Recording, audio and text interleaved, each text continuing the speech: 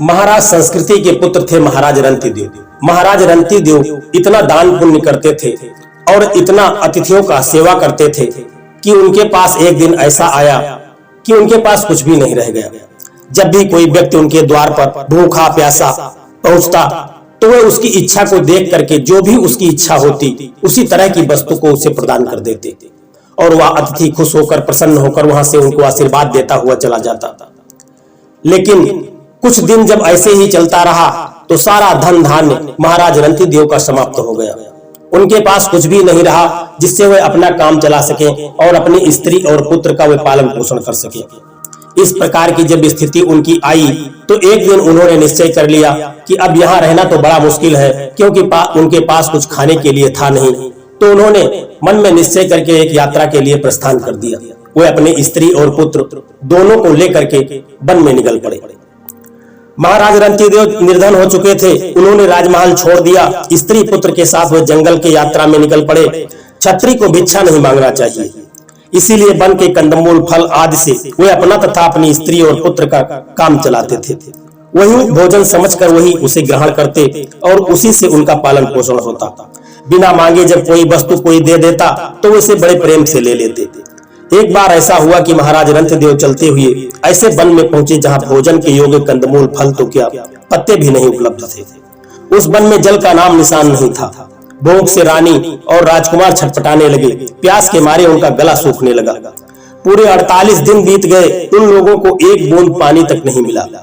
49वें दिन महाराज रंतिदेव उस वन से बाहर निकले। पास की किसी बस्ती में एक मनुष्य ने उन्हें बड़े ही प्रेम पूर्वक एक हलवा और खीर दिया और शीतल जल ला करके महाराज रंतिदेव को दिया। महाराज रंतिदेव ने बड़ी शांति से वह सब कुछ सामान लेकर भगवान को भोग लगाया।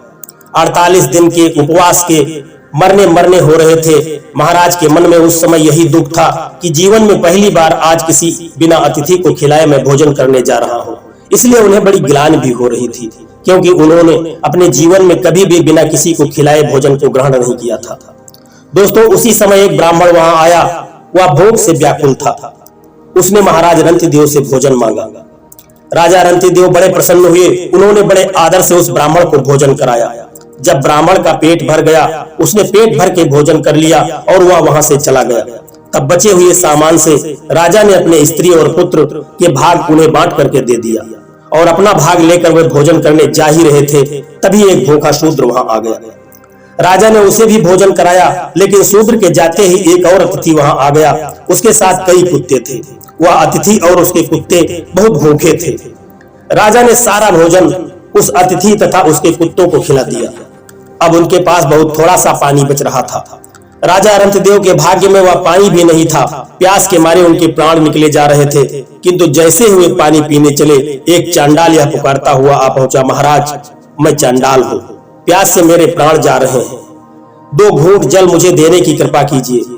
महाराज रंतिदेव की आंखों में आंसू आ गए कि हे विधाता, यह कैसी परीक्षा ले रहा है कि आज एक बूंद पानी जो हम पीने जा रहे थे 48-49 दिन हो गए, इसके बाद भी मेरे नसीब में एक बूंद पानी भी नहीं है। उन्होंने भगवान से प्रार्थना की, प्रभु यदि मेरे इस जल के दान का कुछ भी पुण्य है तो उसका फल मैं यही चाहता हूँ कि संसार के दुखी प्राणियों का दुख दूर हो जाए। बड़े प्रेम से उस चंडाल को महाराज ने वह बचा हुआ पानी पिला दिया। चंडाल के जाते ही महाराज रंतिदेव भूख प्यास के मारे मूर्छित होकर के गिर पड़े। लेकिन उसी समय वहां भगवान ब्रह्मा, विष्णु और भगवान शंकर और धर्मराज स्वयं वहां प्रकट हो गए। दोस्तों, ये देवता ही ब्राह्मण, शूद्र और कुत्ते से घिरे अतिथि तथा चंडाल बनकर रंतिदेव के पास आए थे। महाराज रंतिदेव ने अतिथि सेवा रूप धर्म के प्रभाव से ही भगवान के दर्शन को प्राप्त कर लिया। दोस्तों, जिस व्यक्ति के घर पर कोई मेहमान आता है, कोई अतिथि आता है, वह लोग उसे सेवा नहीं करते और उसे बिना खिलाए पिलाए उसे वहां से जाने के लिए कह देते हैं और वह भूखा प्यासा ही उनके दरवाजे से लौट जाता है। तो ऐसे व्यक्ति का सिर्फ एक यही कर्म कि वह अतिथि सेवा न कर पाए, वह अपने जीवन के सारे पुण्य को नष्ट कर देता है। इसलिए दोस्तों, चाहिए जब कोई भी व्यक्ति किसी दरवाजे पर पहुंचे तो उसका स्वागत सम्मान करना चाहिए और जो भी हो सके वो यदि वो भूखा हो तो उसको खाना खिलाना चाहिए और यदि वह प्यास से व्याकुल हो तो उसे पानी पिलाना चाहिए और उसका आदर करके उसे बिठाना चाहिए। दोस्तों यह कहानी आपको कैसी लगी है? यदि कहानी आपको पसंद आई है तो एक प्यारा सा कमेंट करके और वीडियो को एक लाइक करके चैनल को सब्सक्राइब कर देने की कृपा करना। जय श्री कृष्णा, राधे राधे।